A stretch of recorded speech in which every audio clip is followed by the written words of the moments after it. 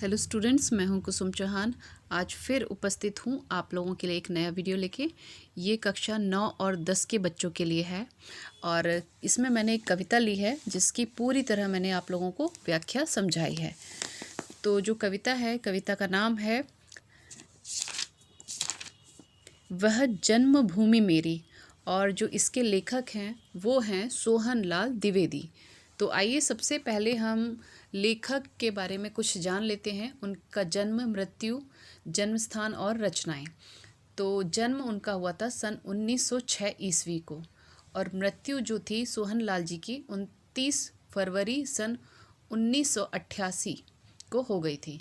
जन्म स्थान था इनका बिंदकी फतेहपुर और जो इनकी रचनाएं थीं प्रमुख वो थीं भैरवी, पूजा गीत, प्रभावी और चेतना, वासंती, दूध, बताशा, शिशु भारती, बाल भारती, बिगुल, बांसुरी, कुणाल, वासवदत्ता और विषपान। तो ये थी इनकी कुछ प्रमुख रचनाएं। आइए अब मैं कविता पढ़ूंगी और आप लोगों को इसकी व्याख्या या भावार्थ समझाती हूँ। तो पहली कुछ लाइनें हैं। वह जन्मभूमि मेरी, वह मातृभूमि मेरी, ऊंचा खड़ा हिमालय आकाश चूमता है, नीचे चरण तले झुक नित सिंधु झूमता है। गंगा यमुना त्रिवेणी नदियाँ लहर रही हैं, जगमग छटा निराली पग पग छहर रही है। वह पुण्य भूमि मेरी, वह स्वर्ण भूमि मेरी। तो आइए इसकी व्याख्या मैं आप लोगों को बताती हूँ। इसकी व्याख्या है, प्रस्तुत पंक्तियों में कवि ने भारत भूमि की विशेषताओं का गुणगान किया है। कवि ने भारत के उत्तर में खड़े हिमालय पर्वत को, जो आकाश को चूमता है, हमारे भारत के गौरव का प्रतीक कहा है। दक्षिण दिशा में स्थित हिंद महासागर भारत माँ के चरणों का स्पर्श करके मानो अपने सौभाग्य पर इतराता है। इस देश में गंगा, यमुना और सरस्वती जैसी पवित्र नदी का अनोखा संगम है। इसी कारण कवि को अपनी जन्मभूमि पर गर्व है। यह उसकी पुण्य भूमि और स्वर्ण भूमि भी है। आगे की कुछ पंक्तियां हैं।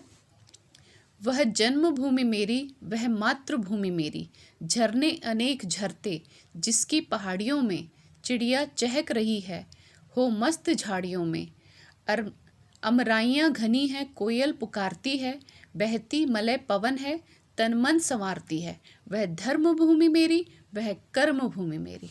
तो इन पंक्तियों का भावार्थ यह है कि कवि कहते हैं कि भारत के पर्वतीय क्षेत्रों में कलकल बहते हुए झरने यहाँ की शोभा बढ़ाते हैं। इस देश की झाड़ियों में चिड़ियाँ निरंतर चहकती रही हैं तथा वातावरण को आनंदमय बनाती हैं। देश में बड़े बड़े आमों के पेड़ हैं जहाँ पर कोयल सदा पुकारती रहती है। मलय पर्वत से आने वाली सुगंधित वायु तन मन को संवारती रहती है। इसी कारण कवि अपनी जन्मभूमि को धर्म भूमि और कर्म भूमि भी मानता है। अभी कुछ पंक्तियां हैं। वह जन्मभूमि मेरी, वह मातृभूमि मेरी, जन्मे जहाँ थे रघुपति, जन्मी जहाँ थी सीता। श्री कृष्ण ने सुनाई वंशी पुनित गीता, गौतम ने जन्म लेकर जिसका सुयश बढ़ाया, जग को दया सिखाई, जग को दिया दिखाया। वह युद्ध भूमि मेरी, वह बुद्ध भूमि मेरी, वह मातृभूमि मेरी, वह जन्मभूमि मेरी। तो इन पंक्तियों की व्याख्या या भावार्थ यह है कि कवि ने इस भूमि पर जन्म देने वाले वीर पुरुषों को, जन्म लेने वाले वीर पुरुषों जैसे राम, सीता, कृष्ण, गौतम आदि तथा उनके कार्यों का उल्लेख किया है। मर्यादा पुरुषोत्तम राम और आदर्श सीता ने अपने चरित्र से मानव जाति को प्रेरणा दी है। श्री कृष्ण ने निष्काम कर्मयोग तथा बुद्ध के ज्ञान और दया ने इस देश को महिमाशाली बनाया है। यहाँ अनेक धर्मों की स्थापना हुई जिससे मनुष्य को एक नई जीवन दृष्टि मिली। यह देश कर्म प्रधान देश है। ये वह मातृभूमि है जो सदैव कर्म और धर्म के मार्ग पर चलने की प्रेरणा देती है। कवि कहते हैं कि यह भारत भूमि ऐसी भूमि है जो शांति और अहिंसा की वाहक है तथा धर्म और न्याय की रक्षक है। यह था पूरी कविता का भावार्थ या व्याख्या। तो यही रिक्वेस्ट करूँगी कि वीडियो अच्छी लगे तो प्लीज़ ज़्यादा से ज़्यादा लाइक और शेयर ज़रूर करें। धन्यवाद।